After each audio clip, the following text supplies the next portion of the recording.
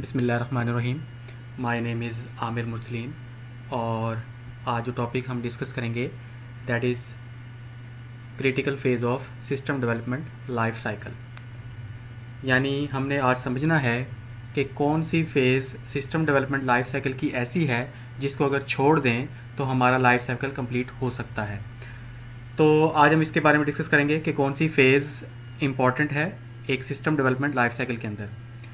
तो system development life cycle होता क्या है, यानी ये वो एक पूरा साइकिल है जिसके अंदर हमने एक नया सिस्टम क्रिएट करना होता है ताकि आप अपने पुराने सिस्टम को उस नए सिस्टम से रिप्लेस कर सकें। तो every phase of SDLC is critical, so all should perform well. 7 phases होती हैं सिस्टम डेवलपमेंट लाइफ साइकिल की और तमाम ही बहुत ही इंपॉर्टेंट होती है, आप किसी को छोड़ नहीं सकते। तो सबका अपनी जगह पर सही तरीके से पूरा होना बहुत ज़रूरी है। Up to my knowledge in SDLC every stage is very important, that's why we are calling it as a software development life cycle. मेरे इल्म के मुताबिक जो सिस्टम डेवलपमेंट लाइफ साइकिल है उसकी तमाम स्टेजेस ही अपनी जगह पर बहुत ज़्यादा अहमियत रखती हैं, इसी वजह से इसको पूरा एक सॉफ्टवेयर बनाने का साइकिल कहा जाता है। यानी आप इसके अंदर किसी भी एक फेज़ को, किसी मरहले को छोड़ नहीं सकते। Firstly I want to explain what the various stages are of SDLC and I will discuss for important stages in that। तो सबसे पहले हम सिस्टम डेवलपमेंट लाइफ साइकिल की तमाम स्टेजेस को डिस्कस करेंगे और फिर एक्सप्लेन करेंगे कि कौन सी स्टेज की क्या अहमियत है। तो कौन सी स्टेजेस होती हैं? सबसे पहले रिक्वायरमेंट गैदरिंग है, उसके बाद एनालिसिस एंड प्लानिंग है, सॉफ्टवेयर डिज़ाइनिंग है, सॉफ्टवेयर कोडिंग है, सॉफ्टवेयर टेस्टिंग है और फाइनल रिलीज है और मेंटेनेंस है। तो सबसे पहले can't skip any one. Now you just observe, if we skip any of the stage, it wouldn't be good SDLC। इस सारे मराहिल में से किसी एक मरहले को भी अगर आप छोड़ देंगे तो वो एक अच्छा सिस्टम डेवलपमेंट लाइफ साइकिल नहीं कहलाएगा। So each stage is having its importance and value in the life cycle. तो तमाम स्टेजेस की अपनी जगह पर इस पूरे साइकिल के अंदर अहमियत है, तो आप किसी स्टेज को यहाँ पर स्किप नहीं कर सकते, मिस नहीं कर सकते। तो सबसे पहले है identifying problems, opportunities and objectives. In this first phase of SDLC, the analyst is concerned with the identification of visible and invisible problems, opportunities and objectives। इस पहले मरहले में एक एनालिस्ट का ताल्लुक ये होता है कि उसने जो नया सिस्टम बनाना होता है उसके सामने कुछ प्रॉब्लम्स होते हैं। कुछ प्रॉब्लम्स उसके सामने होते हैं जो कि नज़र आ रहे होते हैं कि हम इन मसाइल को हल करेंगे, that are your visible problems.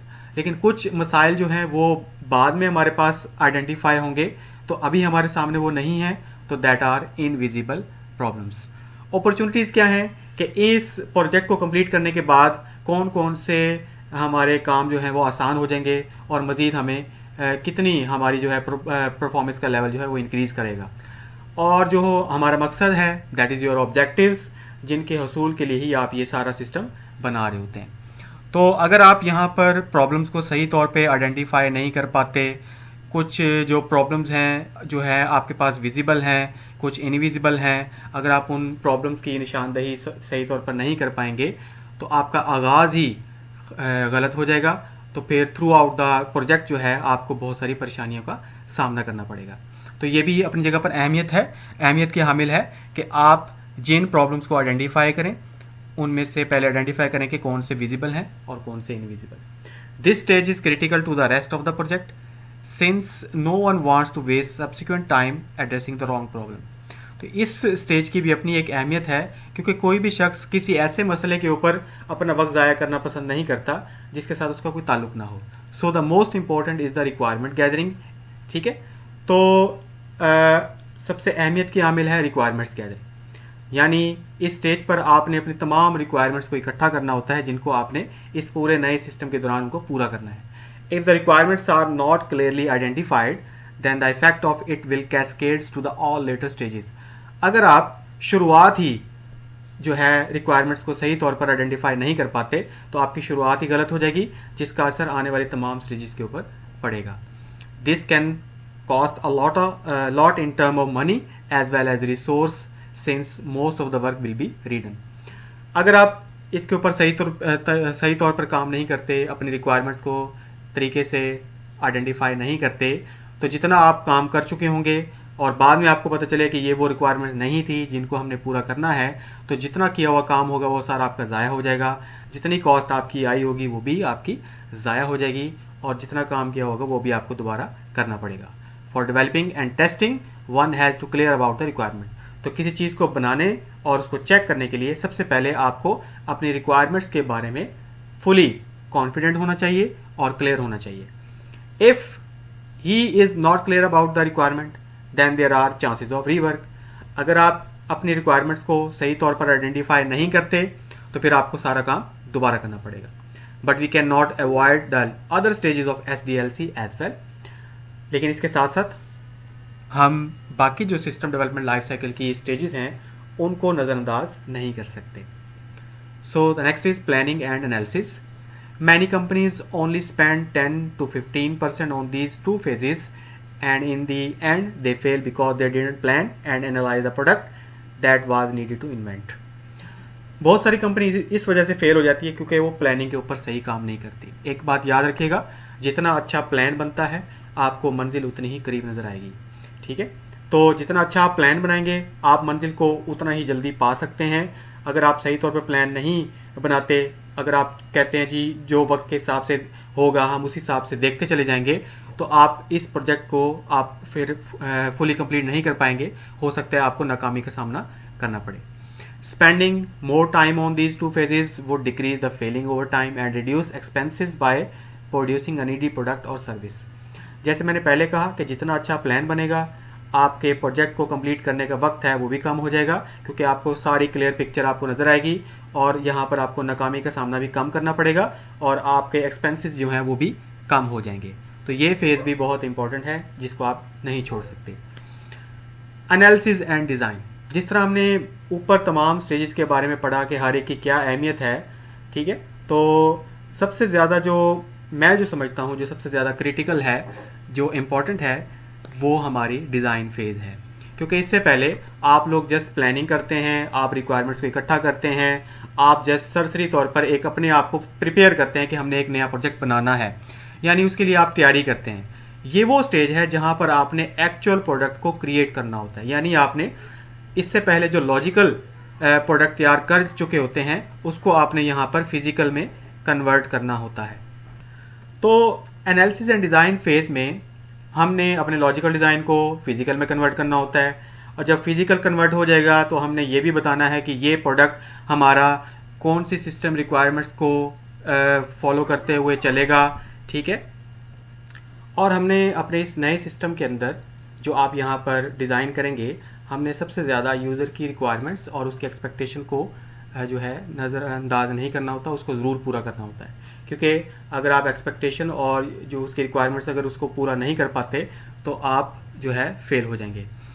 कुछ ऐसे प्रॉब्लम्स होते हैं जिनका सोल्यूशन मौजूद होता है, जिनको आप बनाए हुए तरीक़ेकार के मुताबिक ही हल कर लेते हैं, लेकिन कुछ ऐसे मसाइल होते हैं जिनका हल अभी आपके सामने मौजूद नहीं होता, तो उनको आप आने वाले वक्त में उसके ऊपर काम करके उनका सोल्यूशन ढूंढते हैं और उसको उसके मुताबिक हल कर लेते हैं, और फिर उसके बाद उस प्रोडक्ट को फाइनल जो है वो मुकम्मल करने के बाद इम्प्लीमेंट करते हैं। ठीक है, तो अपने प्रोडक्ट का आप मुवाजना कर सकते हैं बाहर के किसी प्रोडक्ट के साथ कि आया हमारे प्रोडक्ट के क्या फ़ीचर्स हैं और मार्केट में जो अवेलेबल है उसके क्या फ़ीचर्स हैं, उसका एनालिसिस कर सकते हैं। इसके अलावा आप जो है वो खुद से एनालिसिस कर सकते हैं, यानी उसका स्वॉट एनालिसिस कर सकते हैं। स्वॉट mean strength, weaknesses, opportunities and threats. ठीक है, तो आप अपने प्रोडक्ट की स्ट्रेंथ मालूम कर सकते हैं कि हमारे प्रोडक्ट जो हम बना रहे हैं उसकी स्ट्रेंथ क्या है, क्या ऐसी चीज़ है जो मार्केट के प्रोडक्ट के अंदर मौजूद नहीं है, वो सारी आपकी स्ट्रेंथ्स होंगी। और जो मार्केट के अंदर खामियां हैं अगर वो आपके प्रोडक्ट में नहीं है तो वो आपके जो है वो उसकी वीकनेसेस होंगी, आपकी स्ट्रेंथ होंगी। तो फाइनली हमने यहाँ एक प्रोडक्ट को लॉजिकल से फिजिकल में कन्वर्ट करने के बाद उसको चेक करना होता है। तो लास्ट स्टेज है जो कि हमारी टेस्टिंग फेज़ है। टेस्टिंग वो फेज़ है जहाँ पर आपने अपने बनाए हुए प्रोडक्ट को बार बार चेक करना है कि आया ये हमारे प्रोडक्ट जो हमने बनाया है वो कस्टमर के एक्सपेक्टेशन को पूरा कर रहा है या नहीं कर रहा। तो हमने अपने प्रोडक्ट को शुरू से लेके एंड तक उसके हर एक हिस्से को, उसकी कोडिंग को, उसकी तमाम चीज़ों को कस्टमर पॉइंट ऑफ व्यू से भी चेक करना होता है और हमने उसको अपनी लॉजिक के हिसाब से भी चेक करना होता है। सो ये था आज का हमारा topic which is the critical phase of SDLC, जिसमें हमने ये समझना था कि कौन सी ऐसी फेज़ है सिस्टम डेवलपमेंट लाइफ साइकिल की जो सबसे इम्पॉर्टेंट है। तो तमाम फेजेस ही अपनी जगह पर बहुत अहम होती हैं, ठीक है। तो इन तमाम फेजेस का अपनी जगह पर मुकम्मल होना ज़रूरी है, लेकिन जो डिज़ाइन फेज़ है that is the more critical phase of system development life cycle, क्योंकि इसके अंदर हमने अपने आप को प्रैक्टिकली तमाम चीज़ों को यहाँ पर कवर करना होता है, इसके अंदर तमाम प्रॉब्लम्स को दूर करना होता है और हमने कस्टमर की एक्सपेक्टेशन को पूरा करना होता है। जब हमारा प्रोडक्ट फाइनल कंप्लीट हो जाएगा तो फिर हमने उस प्रोडक्ट को चेक करना होता है, यानी उसको टेस्ट करना होता है। अगर वो टेस्ट पास हो जाता है तो फिर हम फाइनल रिलीज़ की तरफ जाएंगे, और अगर आप यहाँ पर टेस्ट को फेल कर लेते हैं तो फिर आपको दोबारा मेहनत करनी पड़ेगी। जब तक हमारा टेस्ट क्लियर नहीं होगा तब तक आप ओल्ड सिस्टम को न्यू सिस्टम से रिप्लेस नहीं कर सकते। अगर आपको यहाँ पर कोई कन्फ्यूजन हो, किसी पॉइंट की समझ ना आई हो, तो उस पॉइंट को मार्क करने के बाद मुझसे दोबारा आप लोग डिस्कस कर सकते हैं। इंशाल्लाह मैं आपको दोबारा गाइड कर दूँगा। Thank you.